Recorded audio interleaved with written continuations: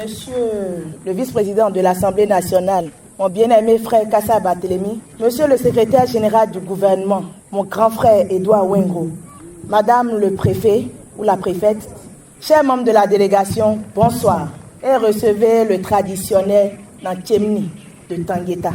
Je m'appelle Noya Sandrine Kiondo. Je suis titulaire d'un master 2 en communication et relations publiques, malheureusement sans emploi, depuis 8 ans. Je fus aussi candidate aux élections législatives de janvier 2023 passées. Je bénis Dieu pour cette belle opportunité qui m'a permis de connaître davantage ma commune et mon arrondissement. Je suis heureuse ce soir de parler devant mon grand frère, le secrétaire général Edouard Wengo, dont l'exposé vraiment montre qu'il est un digne fils de Kotiakou. Parce que lui et moi, on est du même arrondissement. Mais ce soir, mes propos vont s'adresser beaucoup plus à lui. Parce qu'il est proche de notre président, son Excellence, M. Patrice Athanase Guillaume Talon. Lui dit toute notre fierté. Parce que au soir de 2026, lorsque le président ferait son bilan, nous allons tous ouvrir la bouche. Parce que franchement, il fallait un homme comme le président Talon depuis des décennies. Talon a fait le job. Quand j'écoute l'exposé de mon grand frère, Aide le grand frère, je suis contente parce que je ne regrette pas de soutenir le président Talon, malgré le fait que je sois diplômée sans emploi. L'autre chose, monsieur le secrétaire général, je vous suis depuis votre tournée, le lancement à Natitengu.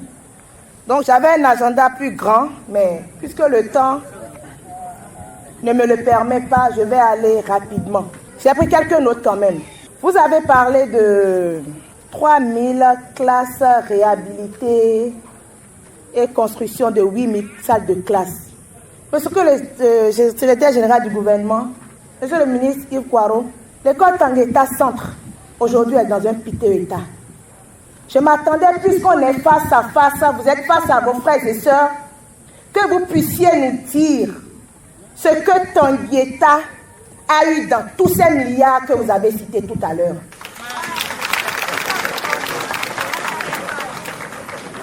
Monsieur le secrétaire général du gouvernement, désolé si je vous appelle souvent, mais c'est parce que vous êtes mon frère et qu'on vient de la même localité. On est tous des montagnes. Ce matin, j'étais à Kotiakou et j'ai décidé de vous amener un peu d'eau pour que vous puissiez boire. Mais j'étais sûre qu'en amenant l'eau là, vous n'allez pas boire.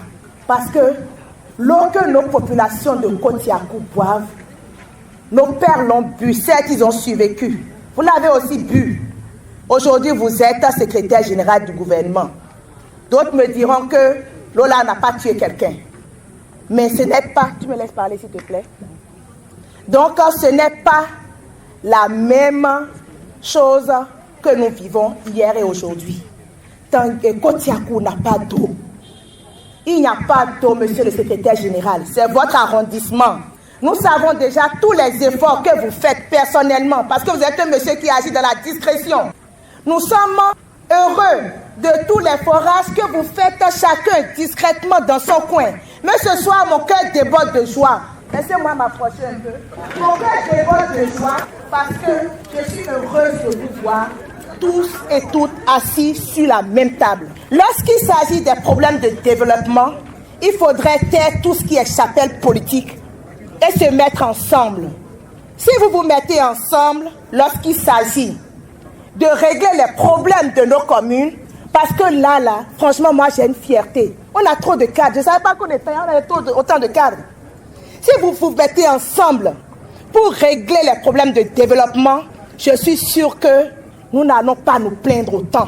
Maintenant, quand vous finissez vos réunions de développement là, que chacun gagne son temps et retourne dans son bureau politique. L'autre chose aussi que je voulais dire, monsieur le secrétaire général du gouvernement, désolé si je vous appelle beaucoup, c'est parce que c'est vous qui avez fait l'exposé. Vous avez dit que 1 million de personnes aujourd'hui bénéficient de la carte pour la santé. Vous pouvez faire un exercice et demander à nos familles combien d'entre elles peuvent se lever ici et vous dire qu'elles ont bénéficié réellement de cette carte-là dont vous parlez. C'est un petit exercice. L'autre chose, vous avez dit qu'il y a 80% de taux en matière de couverture en eau, 100 localités pour 80%, un total de 662 addictions d'eau villageoises, 325 fonctionnels. Mais pourquoi Tangueta n'est jamais dans les programmations? Quand on veut parler de Tangueta, on dit prochaine phase. Dans toute chose, on dit prochaine phase. Mais en même temps, nous ne pouvons pas dire que le gouvernement n'a rien fait. Nous avons le stade, c'est vrai. Nous avons les routes. Mais tant qu'il reste encore à faire, on n'a encore rien fait. Pour continuer, monsieur le secrétaire général du gouvernement, je pense qu'il y a 2 ans ou 1 an, vous avez déjà fait cet exercice-là. Et on s'était retrouvés à la maison des jeunes de Tangueta. Le jour-là, je m'étais levée, j'ai posé des questions. J'ai encore la copie avec moi. Mais toutes les questions que je vous avais posées, jusqu'aujourd'hui là, je n'ai pas encore trouvé satisfaction à ça. Donc peut-être que je peux faire une copie pour vous donner ça après en inbox, pour que vous puissiez vous rappeler. L'autre chose, monsieur le secrétaire général du gouvernement, pour finir, je voudrais vous parler de quelque chose que j'ai essayé de comprendre. Il s'agit de l'hôpital de Saint-Jean-de-Dieu, où beaucoup de gens s'accourent d'un peu partout dans le monde pour venir se faire soigner là. Mais aujourd'hui, il ne faut pas qu'on se voie la face. Cet hôpital-là a perdu ses lettres de noblesse. J'ai essayé de savoir pourquoi. J'ai essayé de savoir pourquoi. On m'a expliqué quelque chose que franchement, je n'ai pas compris. Peut-être que si vous, parce que quand vous parlez là, je comprends vite. Si peut-être vous m'expliquez, je vais vite comprendre. Ils m'ont dit que c'est devenu hôpital de zone, donc ça doit couvrir, et que subvention, plein de trucs, je n'ai pas compris. Maintenant, je veux comprendre. Est-ce que c'est l'État qui ne donne pas la subvention nécessaire ou est-ce qu'il y a un problème au niveau de l'hôpital Saint-Jean-de-Dieu? Les tickets étaient à 2 000, aujourd'hui c'est à 4 000. Qu'est-ce qui se passe à l'hôpital de Tangueta? Où nos femmes vont là-bas, on va les appeler après pour leur dire que celui qu'ils ont amené là-bas est décédé. Maintenant, même pour prendre corps là, on est obligé de fuir parce qu'on n'a pas l'argent pour payer. Tout est devenu cher. Mais le problème de cherté de la vie est un problème. Le problème de cherté de la vie est un problème international. J'aurais bien aimé que vous puissiez vous pencher un peu pour nous expliquer, pour que nous-mêmes on puisse aller expliquer à d'autres personnes pourquoi c'est comme ça et c'est comme ça. Donc je ne vais pas être plus long que ça, mais je voudrais vous dire, la façon dont vous êtes assis là, c'est joli à voir. Mettez de côté tout ce qu'il y a. Si vous mettez ensemble, monsieur le gouverneur, c'est à vous que je parle même. Si vous laissez tous les problèmes et vous essayez un temps soit peu de vous concentrer sur ce qui est développement, madame la préfète, on a besoin d'un 3e département, la Pandjari, qui va commencer à partir de Tukuntuna jusqu'à Porga. Il faut transmettre le message au président et nous serons heureux de vous avoir comme préfet du département de la Pandjari. C'était moi. Sacré